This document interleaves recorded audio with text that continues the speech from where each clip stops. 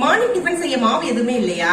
ஒரு pasta packet 2 முட்டை இருந்தா போதுங்க. அருமையான டிஃபன் ரெடி பண்ணிடலாம், அதுவும் 10 நிமிஷத்துல. வாங்க எப்படி செய்யலாம்னு பார்க்கலாம்.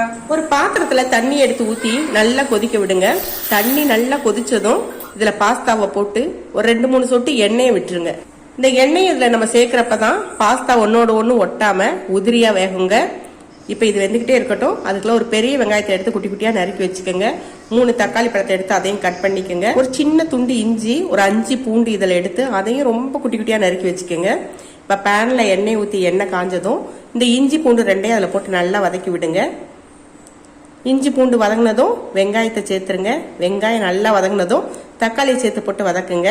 தக்காளி இந்த அளவுக்கு நல்லா குலைவா வதங்கணுங்க. இப்ப இதுல ஒரு 1/2 டீஸ்பூன் தனி மிளகாத்தூள், ஒரு 1/4 டீஸ்பூன் கரம் மசாலா, தேவையான அளவு உப்பு போட்டு சோயா சாஸ் கொஞ்சம் சேர்த்துக்கோங்க. சோயா சாஸ் இல்லைன்னா டொமேட்டோ சாஸ் கூட ஓகே தான். இப்ப இது வதங்கிக்கிட்டு இருக்கட்டும். அதுக்குள்ள பாஸ்தா வெந்துருச்சான்னு பாத்திரலாம். இங்க பாருங்க, பாஸ்தா நல்லா வெந்துருச்சு. இப்ப இதுல இருக்க தண்ணியை ஃபுல்லா நல்லா வடிகட்டிட்டு ஒரு 2-3 சொட்டு எண்ணெயை சேர்த்து நல்லா கிளறி விட்டு வச்சிருங்க. அப்பதான் இது ஒன்னோட ஒண்ணு ஒட்டாம இருக்கும். இப்ப தக்காளி நல்லா வதங்கிருச்சு. இதுல உங்களுக்கு எத்தனை முட்டை தேவையோ அத்தனை முட்டையை உடச்சி ஊற்றி நல்லா கிளறி விடுங்க.